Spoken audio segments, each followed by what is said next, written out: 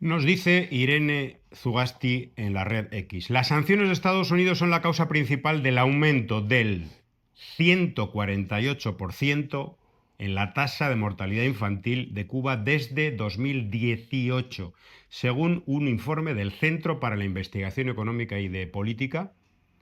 Es una guerra. Ella se refiere a un informe recién publicado en estos días de este centro, que es un think tank con sede en Washington, titulado Las sanciones de Estados Unidos y el fuerte aumento de la mortalidad infantil en Cuba, que nos da algunos datos realmente pavorosos, ¿no? En 2019, Cuba tenía una tasa de mortalidad infantil, es decir, de bebés fallecidos por cada 1.000 nacidos vivos, de 4. Y en 2025 ha pasado a 9,9.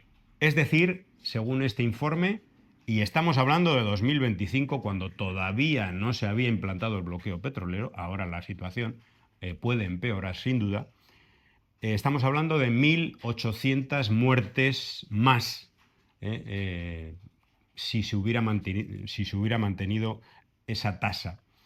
Recordemos que en el 2017, por ejemplo, según los datos del Banco Mundial, no de Cuba, Cuba tenía la tasa más baja de toda la región, el 4 por cada 1.000.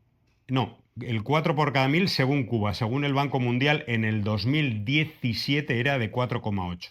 Estados Unidos tenía 5,8, es decir, tenía una tasa peor que la de Cuba, siendo un país inmensamente rico. La media de América Latina y el Caribe era de 15,6, o sea, comparemos el 4,8 de Cuba con el 15,6 de la media. Argentina el 9, Brasil el 12,8, Colombia 12,3, Jamaica 13, México 12. En estos años, todos estos países han ido mejorando algo su tasa. Y el único país que ha empeorado al nivel de que es una vez y media, o sea, 150% caso, peor la tasa, es la de Cuba. Y eso tiene que ver directísimamente con la política de sanciones, como vamos a ir viendo en este programa. Y además este informe reconoce que la tasa excepcionalmente baja de Cuba era atribuible a una importante inversión pública durante muchos años en la atención sanitaria, especialmente la atención primaria preventiva. O sea que no estamos hablando de empobrecimiento, que por supuesto, no estamos hablando de carencias, de dificultades, no estamos hablando de incomodidades, de pérdida de calidad de vida. Estamos hablando de muertes, y estamos hablando de muertes en este caso, de recién nacidos, ¿no? Esto es lo que están apoyando todos estos medios de supuesta temática cubana, ¿eh? Lo que están apoyando todos estos influencers que dicen ser de oposición, que están alineados con la política de Donald Trump. Son unos criminales, hay que decirlo, son unos criminales de esta guerra económica que tiene, como digo, ya muchos muertos. ¿Lázaro? Sí, indudablemente que estamos en un punto, bueno, crítico de mucha ansiedad y de incorporándose a todo este andamiaje del imperialismo a una guerra psicológica, una despiadada guerra psicológica. Habría que ver qué diría la administración de Estados Unidos si eso mismo le pasa a ellos, que una gran potencia esté merodeando cerca de en sus aguas o que esté bloqueando activos importantes para la economía de Estados Unidos, etcétera. Es decir, que aquí lo que vemos es una impunidad total, absoluta, como no solo ahora, sino desde hace mucho tiempo. Es una impunidad por cuanto hay que partir de que el bloqueo económico, financiero y comercial de los Estados Unidos contra Cuba es un acto ilegal. Vamos a partir de ahí.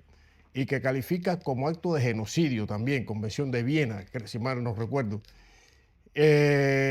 Y desde luego a ese bloqueo se ha ido incorporando más medidas, o sea, se ha ido recrudeciendo ese bloqueo y llegamos a este punto.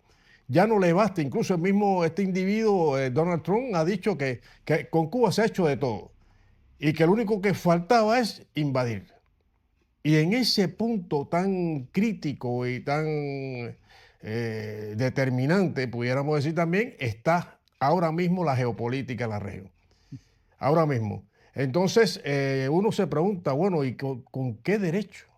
¿Con qué derecho? Porque lo que no se le puede hacer caso o no se debiera hacer caso es a la mafia política del sur de la Florida que están alentando, presionando para que haya una intervención. Y la cuestión es que, que no cuentan con el pueblo cubano, con la resiliencia del pueblo cubano, con el coraje del pueblo cubano, hombres y mujeres, niños, niñas, todo el pueblo, todo.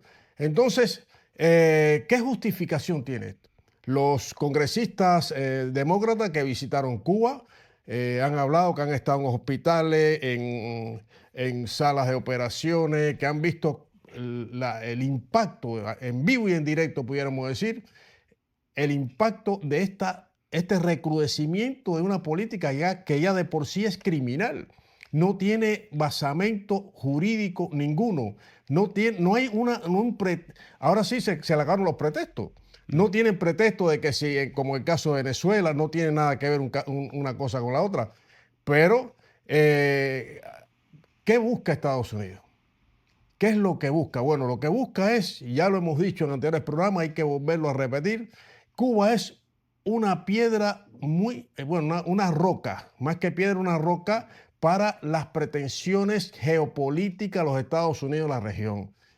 Ellos están ansiosos por dominar la región como antes. No se dan cuenta que los tiempos han cambiado, no quieren entender eso. Y entonces, pero para dominar la región, América Latina y el Caribe, necesariamente tienen que derrotar la Revolución Cubana. Aunque Cuba no tiene grandes recursos naturales, no tiene nada, pero tiene el ejemplo. El ejemplo. Y es lo que no.